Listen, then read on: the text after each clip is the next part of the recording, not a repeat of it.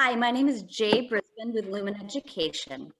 My great-grandmother was born before the 19th Amendment passed, and she, my grandmother, and my mother always told me how important my voice was. They always told me, if you don't speak up, someone's going to speak over you. This year, I will vote and recognize all the women that have fought for our right to vote. I will especially be thinking of my daughter, who will be casting her first vote this November. Every election is our chance to build a stronger state and a stronger country that really works for everyone. Hi, I'm Nancy Wallace. As an African American from Alabama, I'm reminded of the struggles and sacrifices that were made so I could have the privilege to vote. My parents did not always have that privilege. They sacrificed so that the generations after them could vote without fear, intimidation, and unnecessary poll taxes. They still do not have early voting in Alabama. I vote early, and I take time to vote all the way down the ballot, because the further you go down, the closer the decisions are made for your home, your schools, your city and county, addressing concerns in my local community that impact and govern the areas I live and I drive through every day. I am Adriana Godinez from San Juan Diego Catholic Church, and I am a leader with DAI. My political power goes beyond my ability to vote. I immigrated from Mexico in hope of a better life for my family. And for me, it's crucial to make people aware of the importance of the right to vote, because who wants others deciding what is right and fair for their families and communities? And that is exactly what happens when the ones who can don't vote.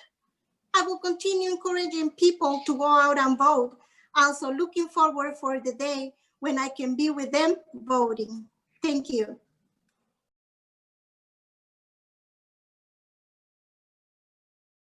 Now we need to take action. It's time for us and our institutions to make commitments to get out the vote. I am Barry Lackman from Temple Shalom. We have a team of at least 10, and we will bring out 1,000 votes. En mi equipo tenemos 45 personas aquí y nos comprometemos a sacar 4,500 votantes. We have a team of 20 people, and we commitment is 2,000 votes for the next election. Mi equipo somos 10 personas y nos comprometemos a llevar 1,000 votantes. We commit 7 people from our team and 700 votes. My team is formed of 20 strong leaders, and we are committed to 2,000 votes. Our team is 6 members strong, and we will be getting out 600 votes. Our team is 25 strong, and we are committed to getting 2,500 people to the polls. We are 10 leaders strong and committed to getting 1,000 voters to the poll. We have 10 members strong, and we commit to 1,000 calls. Somos 50 líderes y nos comprometemos a sacar 5,000 votos. We are over 240 leaders strong, and we are ready to call our friends, take our families, make calls, and take over 24,000 voters to the polls this November. Let's do it together.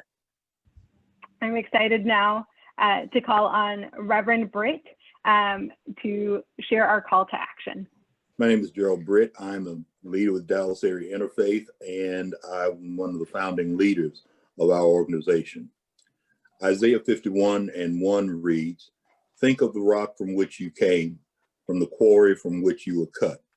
It is a call from God to Israel to remember her history and heritage, not just nostalgically, but for the recapture of purpose and a return to calling.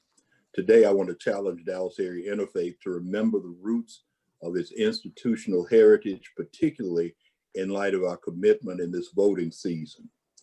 Nearly 30 years ago, when DAI was organized, our network of congregations came together during a time when our communities looked on one another with fear and suspicion, and by and large refused to engage.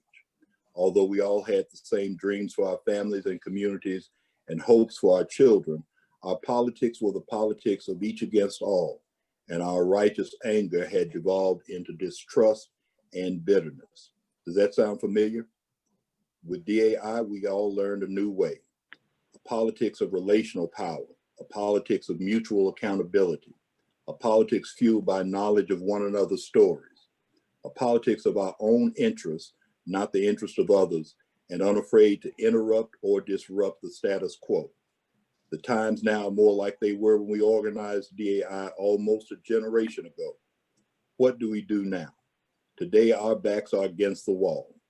What does DAI say to communities whose backs are against the wall? We say we are threatened by politics hostile to the poor and the immigrant.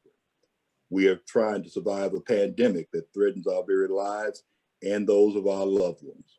Racism and naked aggression is trying to make us cower in isolation and in fear. What do we do when our backs are against the wall?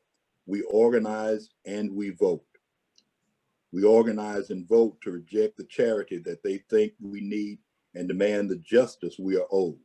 We organize and vote to demand policing that truly protects and serves Black and brown communities. We organize and we vote to say that we will not allow you to make criminals of our dreamers. We organize and vote to say that if the government can find tax dollars to provide emergency pandemic health care for politicians, you can expand Medicaid for our families.